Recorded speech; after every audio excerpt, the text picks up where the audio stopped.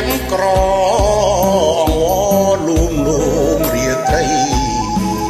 លើដើមថ្នោតលៃ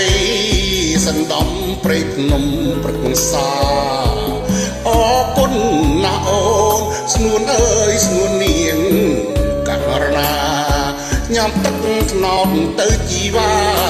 អែមពិសាណាំស្រីទឹកថ្នោតផ្អែមឆ្ងាញ់តែចាញ់ទឹកមុនបរំវាចាពីរូឲ្យអូនស្រនងអាឡ័យអូនញ៉ាំទៅពើអើយកុំព្រួយកុំភ័យខ្លុយបងបំពេចរណៃថ្លៃអើយថ្លៃក្បែរថ្នោតស្នេហាញ៉ាំទឹកថ្នោតបងស្នេហ៍ស្នងញ៉ាំមួយជីវិតថ្ងៃក្រោយក្បត់ចិត្តបងពិត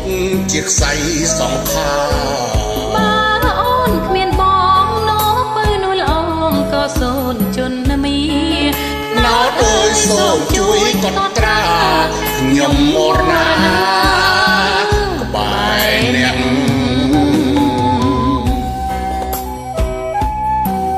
ទឹកថ្នោតបងពិតជាផ្អែមឆ្ងាញ់មែនព្រោះបងធ្វើផ្ទាល់ដៃណាអូន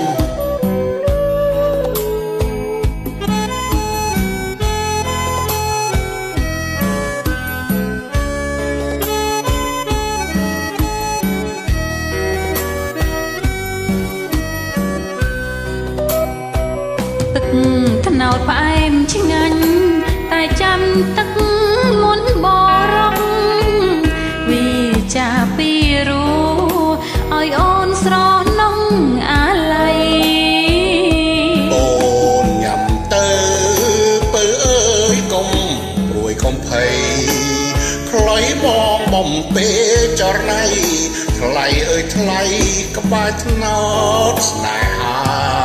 ញ៉ាំទឹកថ្នោតបងស្នេហ៍ស្នងញ៉ាំមួយជីវិតថ្ងៃក្រោយក្បត់ចិត្តបងពិតជាខ្សែសង្ខារបើអូនគ្មានបងនោះពើនោះល្អក៏សូនជន់មីណោតអើយសូមជួយកត់ត្រាខ្ញុំ